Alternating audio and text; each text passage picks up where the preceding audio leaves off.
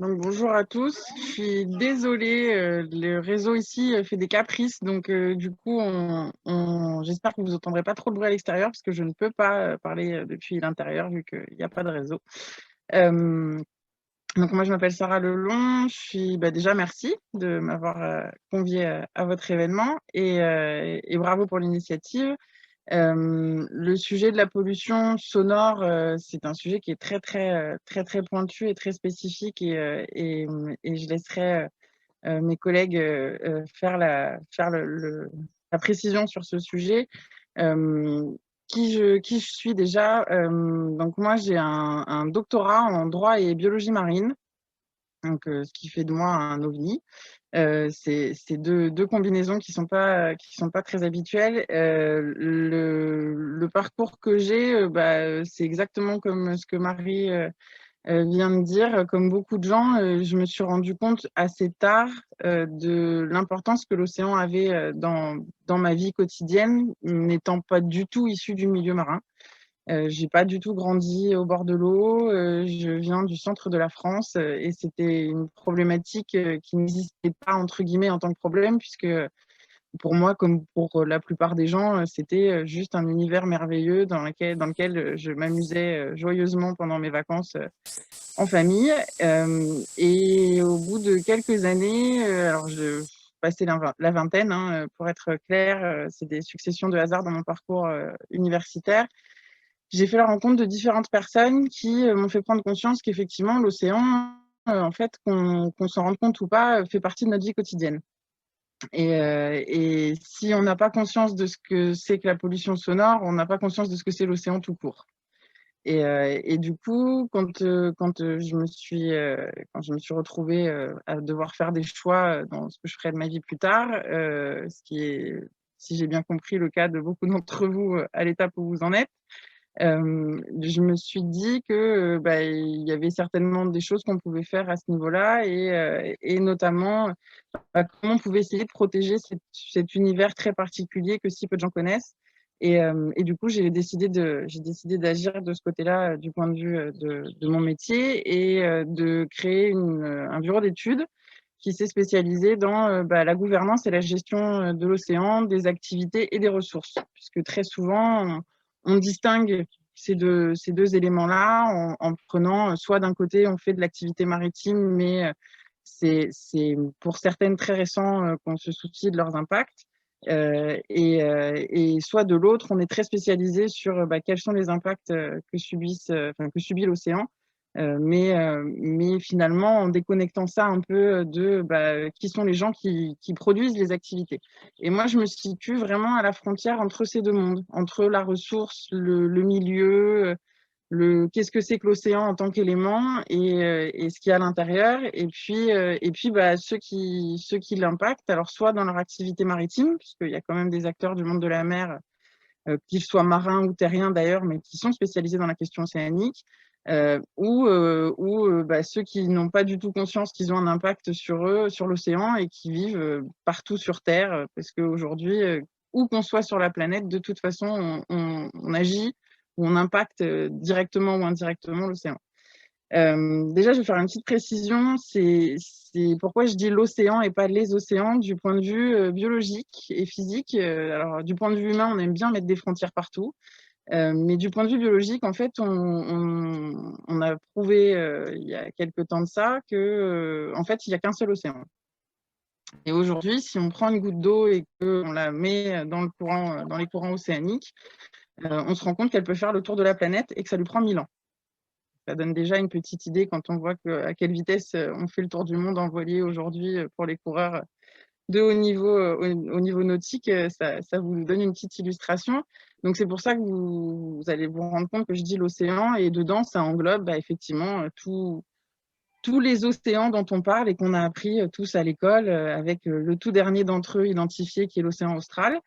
Mais du coup, voilà, ça englobe tout. Donc, quand je dis l'océan, j'englobe aussi ce qu'on appelle la mer, genre la mer Méditerranée, ou que ce soit l'océan Atlantique, l'océan Indien, Pacifique, etc. L'océan aujourd'hui, c'est pas aujourd'hui d'ailleurs, c'est tout court. L'océan, c'est 70% de la planète. C'est quand même pas négligeable. Et pourtant, c'est le milieu qu'on connaît le moins sur Terre. Pour vous donner un ordre d'idée, moi, ça a été un de mes déclencheurs. On connaît aujourd'hui plus de choses sur Mars qu'on en sait sur l'océan. Vous êtes un peu au fait de où on en est de la découverte de Mars, ça donne une relative appréhension de ce que ça peut représenter. Avec ces petites infos de base et mon parcours de juriste sur le droit et l'océan, je me suis dit, bon, là, quand même, il y a un problème. Si aujourd'hui, on n'a pas les outils pour protéger l'océan, c'est parce qu'on ne le connaît pas. Si on ne le connaît pas, c'est parce qu'on n'en parle pas.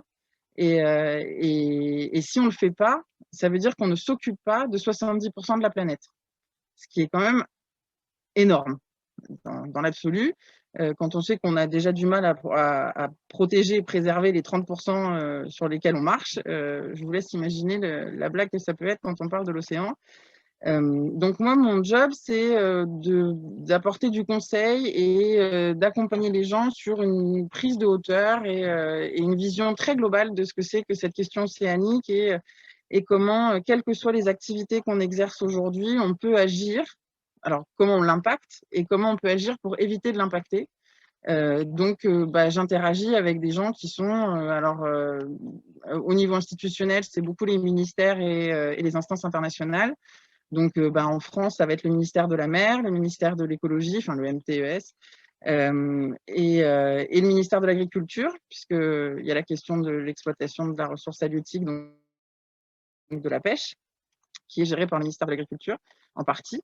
Donc ça fait partie de mon paysage institutionnel avec l'ONU, l'UNESCO et autres. Je travaille aussi avec des entreprises, beaucoup.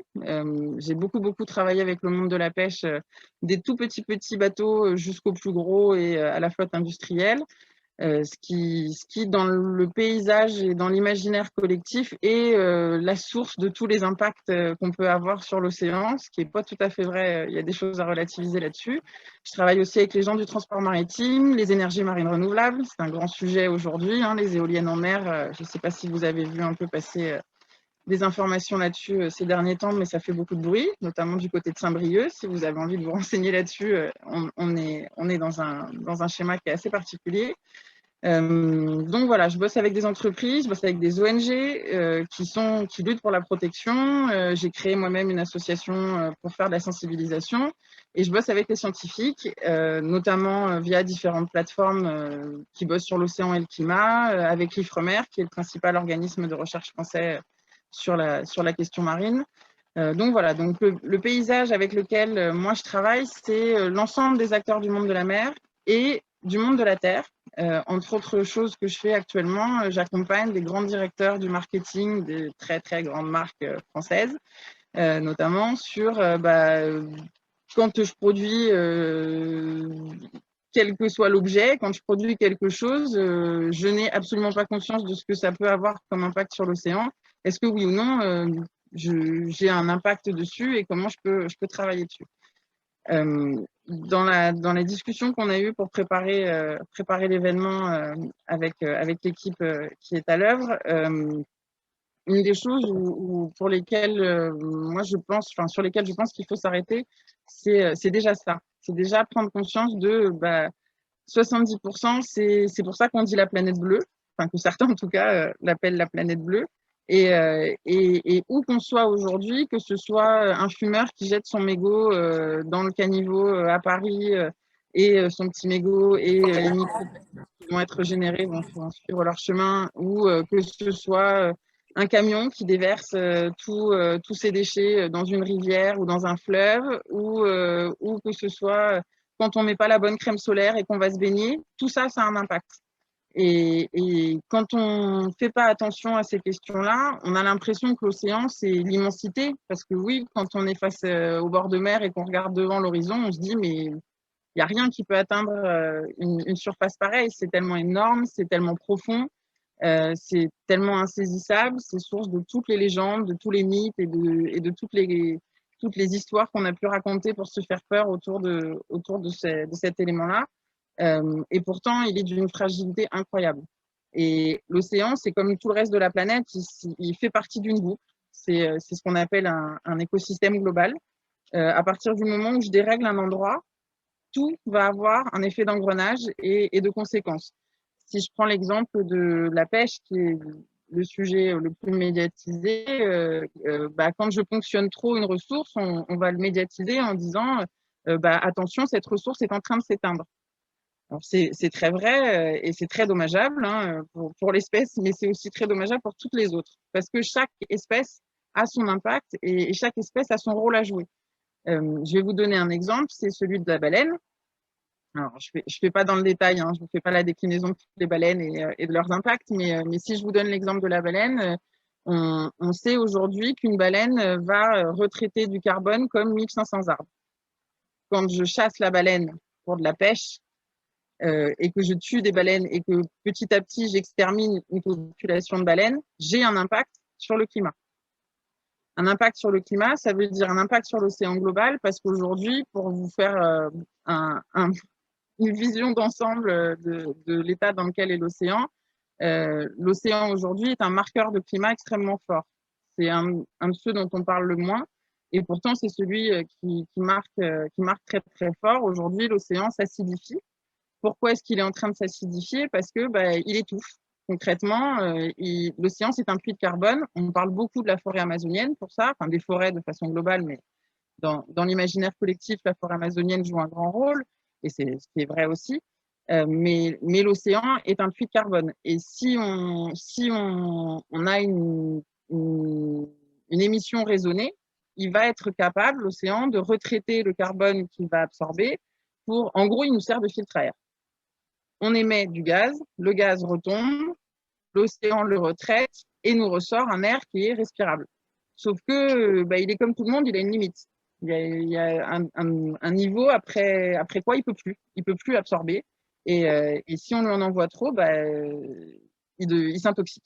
Et concrètement, c'est ce qui est en train de se produire aujourd'hui. Donc, quand on parle de la pollution et de l'océan de façon très globale, il y a effectivement la pollution plastique qui est largement documentée, largement médiatisée et sur laquelle je ne m'étendrai pas, parce que vous avez 2 clics à faire sur Google pour pouvoir trouver absolument toutes les infos sur ces sujets-là, avec des assos qui travaillent très très bien dessus et des scientifiques et autres qui font des choses extraordinaires pour médiatiser ce sujet. La pollution plastique, c'est un vrai sujet qui est non négligeable. Et aujourd'hui, quand on parle de solutions pour ramasser les plastiques, c'est très bien qu'on essaye de ramasser nos bêtises et ce qui est déjà dans l'océan, mais la vérité, c'est qu'il ne faut pas ramasser les plastiques, il faut arrêter de les mettre déjà, de les disperser partout. Et dans l'absolu, potentiellement, il faudrait arrêter d'en produire. Mais le plastique est une source de pollution. La pollution sonore en est une autre. Effectivement, quand on pense à la pollution sonore, on ne se rend pas forcément compte aujourd'hui qu'il y a certaines activités qui, parce qu'elles font beaucoup de bruit, vont perturber des populations, vont perturber des écosystèmes, vont faire en sorte que des espèces qui arrivent à s'orienter grâce au son sont complètement perdues parce qu'on leur a mis plein de sons périphériques et qu'elles ne s'y retrouvent pas. Ces sons-là, ils viennent de plein de sources. Encore une fois, je vais pas développer outre mesure, mais c'est une véritable source de pollution. La pollution atmosphérique, du coup, a un rôle extrêmement fort. Et la question climat et océan est une question sur laquelle on s'arrête très peu, mais qui a une importance vitale pour l'océan et par définition pour nous. Et il y a très peu de gens qui ont conscience aujourd'hui ou qui vivent dans le monde que si on ne s'occupe pas de protéger ces écosystèmes et de faire en sorte que l'océan continue à faire son travail de filtre, ça ne peut pas marcher. Donc voilà mon activité, voilà le paysage dans lequel j'évolue et les personnes qui sont concernées par ce milieu et qui ont un impact dessus, c'est tous ces acteurs-là, tous les gens qui travaillent là-dessus, et puis c'est vous tous. On est tous des sources d'impact sur l'océan et potentiellement des sources de solutions.